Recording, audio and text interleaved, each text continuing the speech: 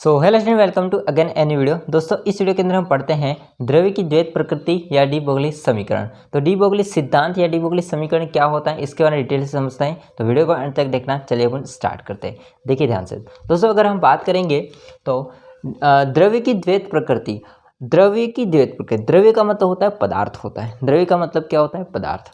एक मैंने आपको बताया था प्रकाश की द्वैत प्रकृति। अगर वो वाला वीडियो नहीं देखा तो इसका लिंक डिस्क्रिप्शन में मिल जाएगा, ठीक है, जिसमें प्रकाश की द्वैत प्रकृति बताई थी। अब यहाँ पर हम समझ रहे हैं कि पदार्थ, द्रव्य का मतलब होता है पदार्थ, इसकी द्वैत प्रकृति यानी कि दो प्रकृति। डी ब्रोगली नामक वैज्ञानिक होता है दोस्तों, डी ब्रोगली नामक वैज्ञानिक होता है, जिसने 1924 में डी ब्रोगली सिद्धांत दिया इस आधार पर, और एक समीकरण भी दी जिसको हम डी ब्रोगली समीकरण भी कहेंगे। ये क्या कहता है? ये कहता है कि अगर इस सिद्धांत के अनुसार यदि गतिमान द्रव्य कणों यानी कि पदार्थ होता है उसके कण, लेकिन यहाँ पर दोस्तों बात ध्यान रखना है कि यहाँ पर सूक्ष्मदर्शी कण, छोटे कणों की ही बात होती है। ये बड़े कणों पर नियम लागू नहीं होता है, सिद्धांत लागू नहीं होता है। तो सूक्ष्मदर्शी जो कण होते हैं उसमें द्वैत प्रकृति, द्वैत का मतलब होता है दोस्तों दो प्रकृति। दो प्रकृति अर्थात एक तो होती है तरंग की प्रकृति और दूसरी होती है कण की प्रकृति। तो वो दो प्रकृति कौन सी होती है? तो कण की प्रकृति और तरंग की प्रकृति, दो प्रकृति पाई जाती होती है। अतः द्रव्य की द्वैत प्रकृति को अति सूक्ष्म पिंड यानी कि कण, जैसे कि इलेक्ट्रॉन, प्रोटॉन, न्यूट्रॉन, परमाणु और अणु और सूक्ष्म कणों पर ही लागू किया जा सकता है या पर आदि पर लागू किया जा सकता है इस सिद्धांत को। तो इलेक्ट्रॉन, प्रोटॉन, न्यूट्रॉन, परमाणु, अणु, सूक्ष्म कण, उन पर ही डी ब्रोगली सिद्धांत का जो नियम होता है, सिद्धांत होता है, वो लागू किया जाता है। बाकी बड़े कणों पर लागू नहीं किया जा सकता। ये कैसे? तो ये हम समझेंगे डेरिवेशन के हिसाब से। देखिए दोस्तों, आगे मैंने आपको पढ़ाया था प्लांक का क्वांटम सिद्धांत। क्या पढ़ाया था मैंने? प्लांक का क्वांटम सिद्धांत। तो प्लांक का क्वांटम सिद्धांत के हिसाब से, प्लांक का क्वांटम सिद्धांत के अनुसार हमने एक समीकरण निकाला था, पता हो तो। वो समीकरण था आपका ऊर्जा का, E बराबर एच न्यू, ठीक है। हालांकि ये टेढ़ा नहीं आता है, ऐसा, ठीक है, एच न्यू। दोस्तों न्यू क्या होता है? तो न्यू होता है यहाँ पर आवृत्ति, और आवृत्ति का एक सूत्र होता है C बटा लैम्बडा। न्यू का मतलब होता है आवृत्ति, बाद में लिखा दूंगा आपको। C क्या होता है? प्रकाश की चाल, वेग, और लैम्बडा क्या होता है? तरंग दैर्ध्य, ये सूत्र होता है। तो आगे से हो जाएगा E बराबर एच न्यू की जगह C ओपन लैम्बडा, तो C ओपन लैम्बडा। इसको हम मान लेते हैं समीकरण 1। ओके। इसके अलावा एक वैज्ञानिक और आता है दोस्तों, जिसको आप जानते हैं, अल्बर्ट आइंस्टाइन। आइंस्टाइन या आइंस्टीन समीकरण के अनुसार इसका समीकरण हो जाएगा E बराबर mc स्क्वायर। इसको मान लेते हैं समीकरण 2। आगे इसको पुटअप करेंगे समीकरण 1 और 2 से। समीकरण 1 व 2 से, दोनों ऊर्जा का समीकरण है, इसलिए Hc ओपन लैम्बडा बराबर mc स्क्वायर। आगे हो जाएगा, या चाहे तो आप लोग इसको ऐसे भी कर सकते हो, E बराबर E, समझने के लिए, ठीक है। तो Hc बटा लैम्बडा बराबर mc स्क्वायर। यहाँ से एक चीज़ कट सकती है, आपको बताएं, C से C कट सकता है, तो C से C कट जाएगा, बचेगा एक C स्क्वायर में से। तो आगे दोस्तों इसका हो जाएगा H बटा लैम्बडा बराबर mc। यहाँ पर दोस्तों जो C होता है, यहाँ C होगा दोस्तों, वो है प्रकाश की चाल, प्रकाश का वेग है। तो यदि हम मान लेते हैं गतिमान है, तो यदि गतिमान सूक्ष्म पिंड का वेग वी है, वी है, इसको मान लेते हैं समीकरण थर्ड। वी है तो समीकरण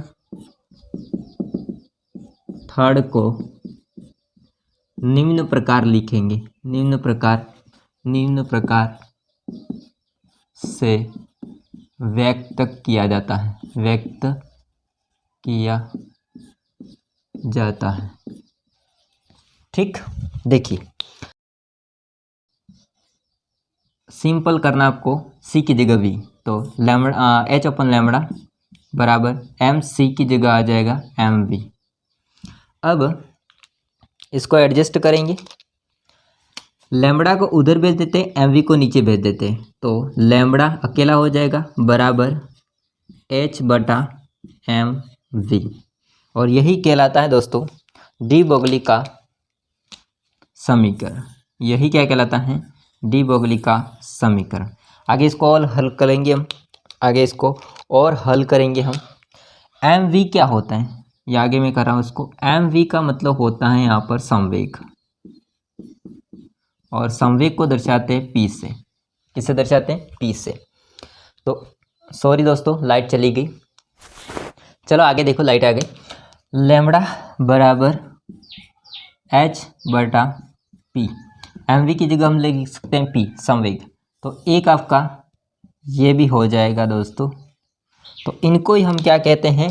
डी ब्रोगली समीकरण। इन दोनों को हम लोग दोस्तों क्या कहते हैं? डी ब्रोगली समीकरण। डी ब्रोगली समीकरण, ठीक है, ओके। अब इसमें देखिए ध्यान से, कौन कौन क्या है मैं आपको बता देता हूँ। तो दोस्तों इसमें यहाँ देखो, लिखना नहीं है यहाँ। H का मतलब होता है प्लांक कांस्टेंट, प्लांक नियतांक, और C का मतलब होता है प्रकाश की चाल, हालांकि ऊपर लिखा है मैंने इसको प्रकाश का वेग।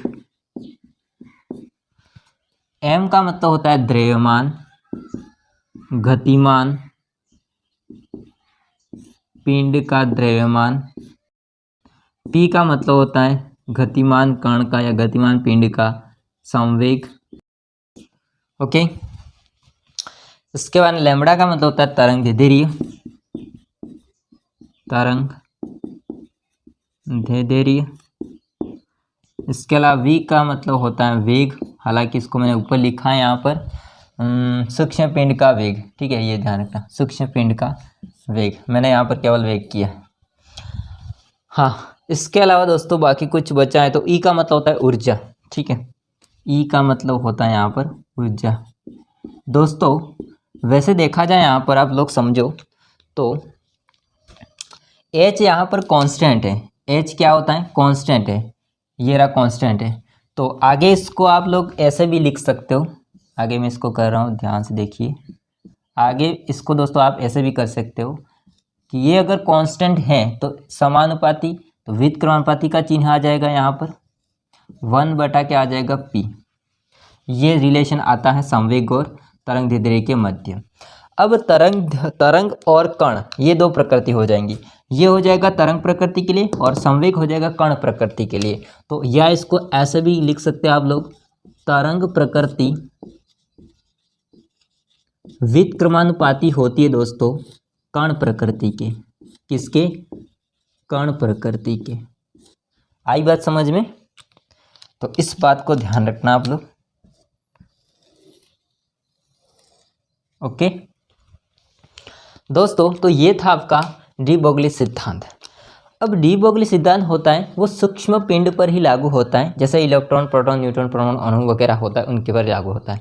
बड़े कण पर, जैसे कि गेंद हो गई, गेंद है ना, बॉल होती है वो, तो गेंद पर लागू नहीं होता है। इसका क्या कारण हो सकता है ये हम आगे समझेंगे अभी।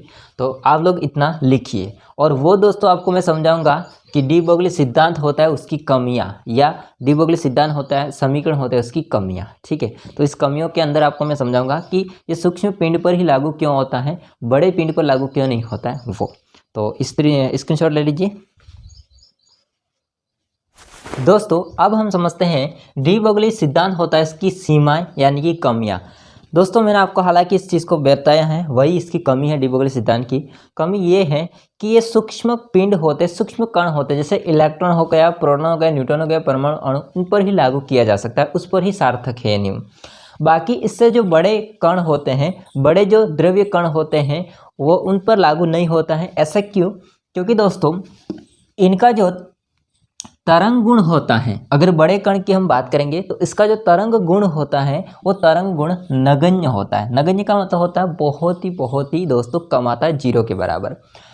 वह उनका जो लैम्बडा का मान होता है इतना कम होता है कि जिसका मापन करना संभव नहीं होता है, इसलिए बड़े कणों पर लागू नहीं होता है। इसका हम एक सवाल करेंगे ताकि आपको समझ में आएगा। देखिए सवाल पढ़िए ध्यान से, सवाल को देखिए। 1.5 किलोग्राम द्रव्यमान वाली गेंद 10⁶ मीटर पर सेकंड वेग से गतिशील है, तो डी ब्रोगली सिद्धांत होता है या डी ब्रोगली के अनुसार इसकी तरंग दैर्ध्य निकालिए। लैम्बडा आपको ज्ञात करना है, ठीक है। तरंग दैर्ध्य ज्ञात कीजिए। दोस्तों हम इसका सॉल्व करेंगे, देखिए ध्यान से, इसको सॉल्व करते हैं। जो दे रखा उसको लिख लेते हैं, पहले लिखेंगे दिया गया है, दिया गया है। क्या दे रखा है? एक तो दे रखा है दोस्तों उस गेंद का द्रव्यमान दे रखा है, तो क्या दे रखा है? द्रव्यमान दे रखा है, यानी कि m का मान दे रखा है 1.5 kg। इसके अलावा वेग दे रखा है गेंद का, तो गेंद का वेग दे रखा है, वो दोस्तों वेग का मतलब v, ठीक है, वो कितना दे रखा है? 10⁶ मीटर पर सेकेंड। तो हमारे पास में डी ब्रोगली का समीकरण था, आपको पता है डी ब्रोगली का समीकरण लैम्बडा बराबर H/mv। देखिए लैम्बडा बराबर H/mv, इसमें एक बात और मैं ऐड कर देता हूँ, जिसमें H होता है वो कांस्टेंट होता है, H होता है वो प्लांक स्थिरांक होता है, जिसकी वैल्यू फिक्स होती है 6.6 × 10⁻34 जूल सेकेंड, ठीक है, ये होता है। आगे इसको पुटअप करते हैं। लैम्बडा बराबर, देखिए लैम्बडा बराबर h का मान आपको ये रखना है, क्या है h का मान? 6.6 × 10⁻34, ठीक है। और दोस्तों m का मान कितना है? m का मान है 1.5 इंटू v का मान कितना है? 10⁶। अब 10⁶ होता है वो ऊपर जाके माइनस का हो जाएगा, तो 6.6 में हम भाग दे रहे हैं 1.5 का। इसके अलावा 10⁻34 है और ये ऊपर जाके माइनस हो जाएगा 6, तो -34 और -6 कितने हो जाएंगे टोटल? -40, ठीक है, जुड़ जाएंगे। अब इसको पुटअप करेंगे तो ये समथिंग आएगा दोस्तों 4.4 के आसपास आएगा, 4.4 × 10⁻⁴ मीटर। दोस्तों आप देखो ध्यान से यहाँ पर, तो ये जो आया है गेंद का, ये किसका है? गेंद का तरंग दैर्ध्य। तो दोस्तों बड़ा कण है आपका गेंद, तो गेंद की तरंग दैर्ध्य आई है, क्या ये तरंग दैर्ध्य गेंद की। इसमें आप समझ सकते हो 4.4 संख्या छोटी है, इसके बाद में है 10⁻⁻40।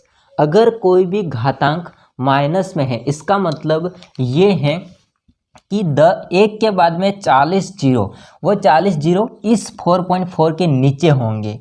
अगर इस 40 जीरो वाली बड़ी संख्या का भाग देंगे इस छोटी संख्या में, तो बहुत ही नगण्य मान आता है दोस्तों। इस कारण से दोस्तों आप यहाँ पर डी ब्रोगली का अगर सिद्धांत लगाते हो किसी बड़े द्रव्य कण पर, गेंद पर, यानी कि बड़ा द्रव्य कण हो जाएगा, तो उसके लिए जो लैम्बडा का मान होता है वो नगण्य होता है। वो क्या होता है दोस्तों? नगण्य होता है। तो गेंद की तरंग दैर्ध्य लगभग कैसी आती है? नगण्य होती है, नगण्य आती है। अब यदि यही मान अगर इलेक्ट्रॉन के लिए देखा जाए, यदि इलेक्ट्रॉन के लिए देखा जाए तो क्या होगा? देखिए लैम्बडा बराबर H/mv, इसमें H का मान वही रहेगा, M का मान क्या होगा, तो इलेक्ट्रॉन का द्रव्यमान,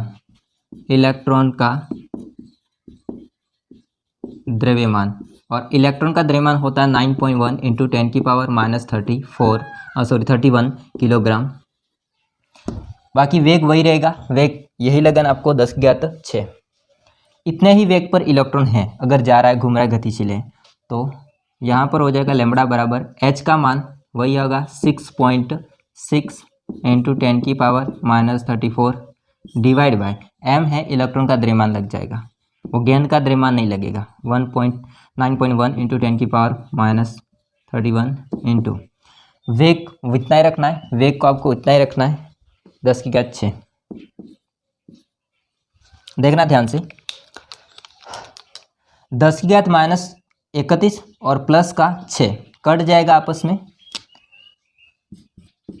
6.6 में भाग दे रहे हैं 9.1 का, इसके अलावा 10⁻34 है, इसका कट जाएगा तो कितना बचेगा 10⁻25।